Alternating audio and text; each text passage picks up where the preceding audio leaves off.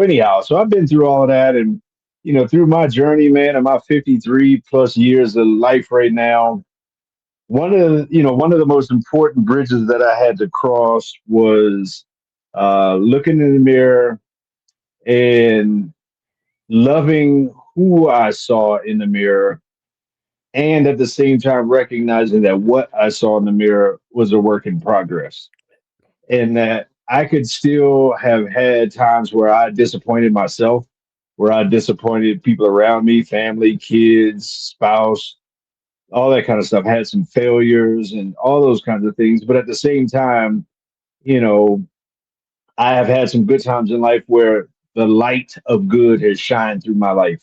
And one of the things I recognize, which is the lead into this conversation, is that, you won't get light without some shadows and without some dark places that light kind of reveals. And so part of me has had to accept the fact that some of my good, quite honestly, has come from some of my what I perceived as bad, and having to reconcile those kind of things and recognize that, because there's, hey man, Batman is actually a villain if Mhm. you study the character. So, you know, so I just had to grapple with that, with both sides, the duality of who I am as a person, as a human, and as a man.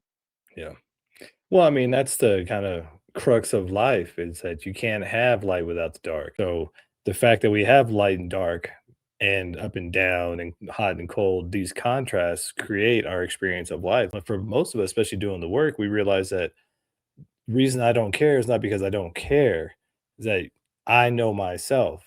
And just like they were saying, know thyself. When you know all of yourself, the good and the bad, especially what we consider the bad, the shadow, then you become much more powerful as a man. You know those dark places and you shed some light on them.